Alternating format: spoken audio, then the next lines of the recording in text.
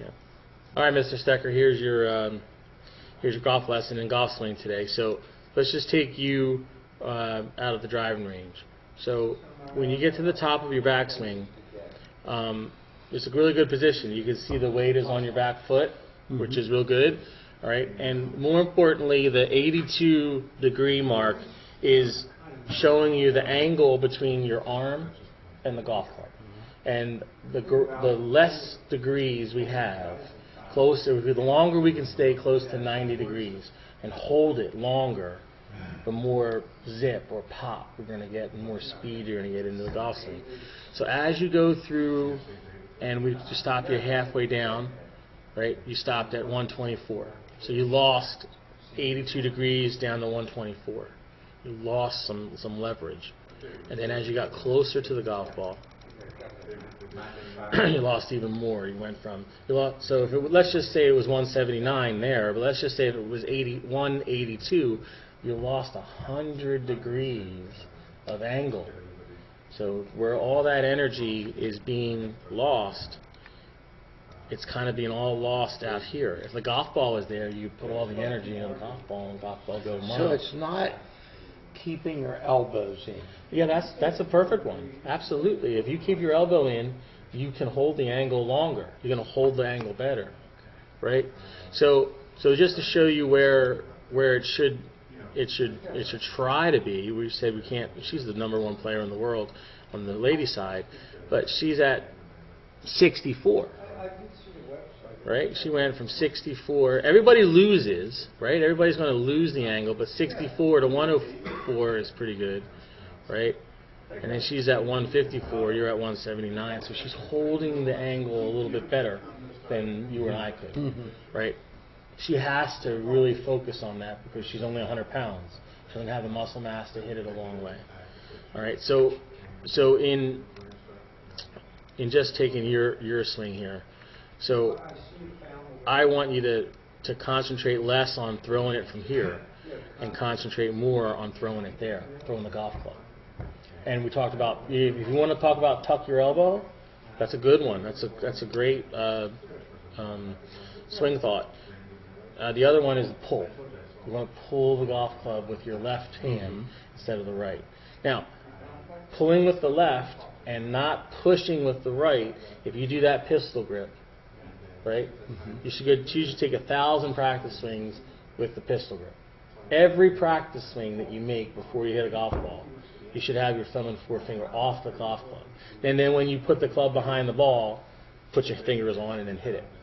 But all your practice swings, you should have that thumb and forefinger off the club, and that'll slowly retrain the right hand to be inactive or very quiet rather than very active.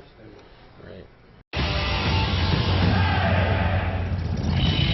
Rory McIlroy is only 5'9", 161 pounds. But in the U.S. Open, he bombed his drives an average of over 310 yards. Our question is, how does a golfer Rory's size get so much length off the tee?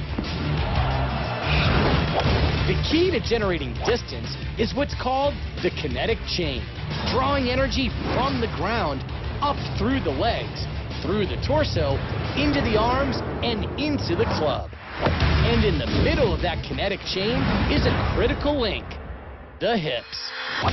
And it's Rory's extraordinary hip action that caught the eye of Dr. Greg Rose. At the Titleist Performance Institute, Dr. Rose has worked with many of the world's best golfers, including Rory, using technology to analyze aspects of the golf swing that are difficult to see with the naked eye. Rory's got that beautiful tempo, but as he comes through impact, all of a sudden something very different happens, which makes a lot of us sports science guys look at this and go, wow, what's going on there? If we look at hip speed, most amateurs are around 300 to 350 degrees per second. That's how fast they're rotating. Most tour players are around 550 degrees. Rory gets to this amazing 720 degrees per second on the downswing. What's truly remarkable about Rory's hip acceleration is that it has another gear, reverse. So if I'm looking at anatomy, you got to understand your abdominals, they run diagonally. Those are called your oblique abdominals. They start on your rib cage and they run down to your pelvis. So imagine it's like a rubber band attached to either side, and as that rubber band is contracting, it's going to grab both sides and pull them closer together. So in Rory's case, those abdominals fire so hard, it actually takes his lower body and it actually spins it in the opposite direction. Right there, it's actually moving 377 degrees per second the opposite direction, which is just crazy. In other words, for a split second, Rory's hips actually move backward faster than most golfers ever move their hips forward. This reverse rotation is extremely rare. Out of the hundreds of pros he's analyzed, Dr. Rose has only seen it a handful of times.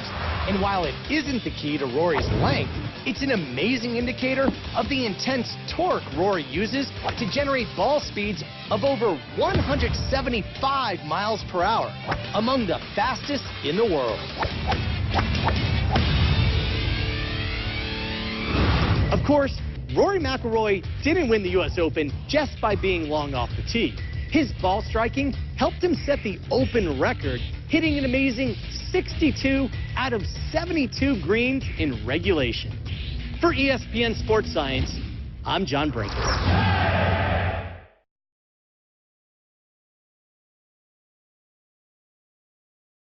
Well, the most important thing in a golf swing to me is the movement of the lower body from the top of the swing. And if you don't mind, I'll demonstrate. First off, you start down below with your knees and your hips. At the top of the swing, you move the lower part of your body, not your shoulders, the lower part of your body, letting your arms and hands follow, bringing you into position to hit. But this is the first movement there. Then you release at the bottom. Most people do it entirely opposite. They rotate their shoulders first instead of their lower body. As a result, they come across the ball and hit the outside of the ball instead of the back of it. If you don't mind, I'll hit a ball, and the first thing to watch is what starts first from the top of the swing.